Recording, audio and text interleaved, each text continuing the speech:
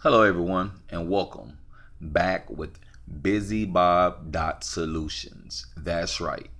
You're going to learn today about passive income, part 3 to 5 laws of income. Now, for those already participating in the first workshop, which was instant gratification, just to recap, instant gratification means what? Yes, you sell this bag right here and you get paid right there on the spot. Instant gratification. You sell some online on the spot, you get paid on the spot. That's instant gratification. That was part 1. Part 2, we went over residual income. Residual income consists of numerous things, such as override directly from management and or override from duplication. What's the difference? Management is working for a company and you're a manager in their employees, and they go pay you a bonus to make sure they meet performance. And duplication is something like maybe multi-level marketing, where you would actually duplicate, teaching them how to go get 3 people and they go get 3 people. That's called residual income. Now, today, this is the exciting part. We go over passive income. And why is that so exciting to me? Because it's in the real estate sector.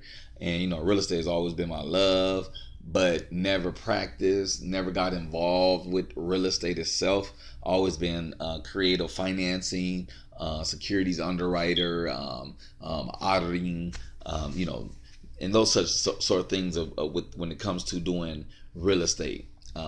But what I want to go over now is what we call passive income. This is part 3 of the 5 laws of income. And y'all stay tuned for part 4 and 5 to come, which is short-term and long-term income. So here in passive income, I pulled up some information here that's very informative that you could read, but there's a video come with it. So I want y'all to watch the video and give me your feedback and tell me, what do you think, okay? So here's the video.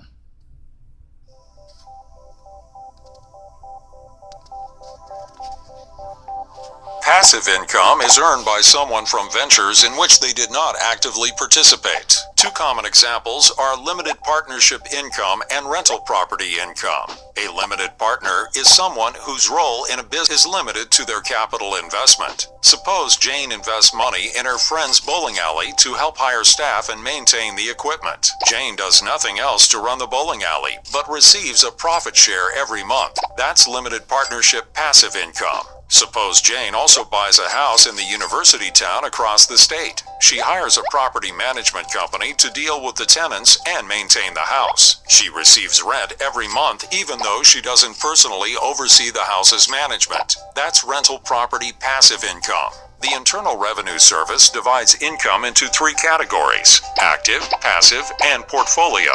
Portfolio income comes from investments, dividends, interest, and capital gains. Note that in some cases, interest and dividend payments are considered passive. Check with the IRS or a tax professional when you complete your taxes. Now, that's great information, okay, for passive income. Now I want you to watch this one, and this is limited partnership. Now, we deal with both. A limited partnership involves 2 or more partners conducting a business, but one is only liable for his capital investment. They are also called silent partnerships or limited liability partnerships. Suppose John invests in Joe's ice cream shop. The money helps Joe pay his staff and maintain equipment. John does nothing to help run the ice cream shop, but he receives a monthly share of its profits. Therefore, John is earning a passive income from the ice cream shop. Joe keeps John updated on the shop's finances and status, but expects nothing more from him. John's investment risk is the chance Joe's ice cream shop fails and his investment receives no profit. John is not liable if Joe's ice cream shop racks up debt when all its trucks break down on the same day. So what you just learned here in this passive income, you learn that the 2 type of incomes that we deal with is rental property and limited partnership. And these are the entities that sit on to our joint venture platform. And what makes it so unique is that it allows one to be involved when they're cash savvy and not credit or asset savvy. So what we want to do now is I'm going to break down the passive income.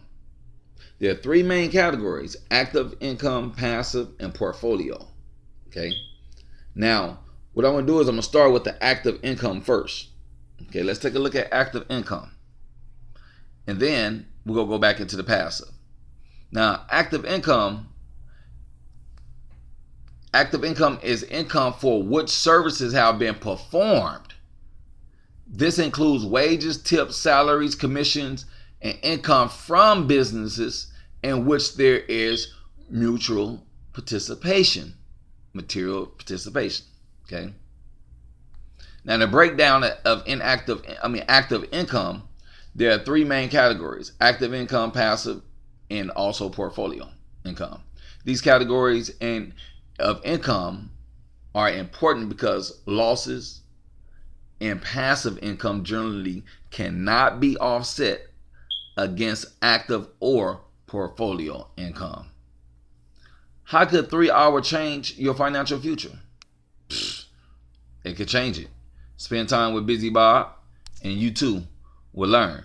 Now, we just went over what you call active income. Now let's take a look at portfolio income. What is portfolio income?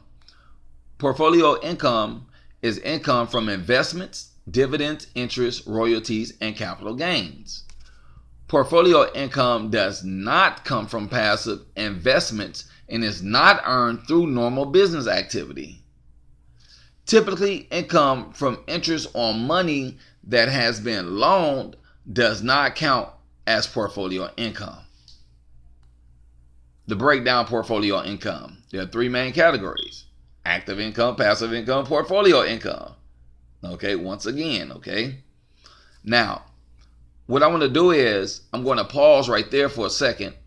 And what we're going to do is we go step into the zone, okay?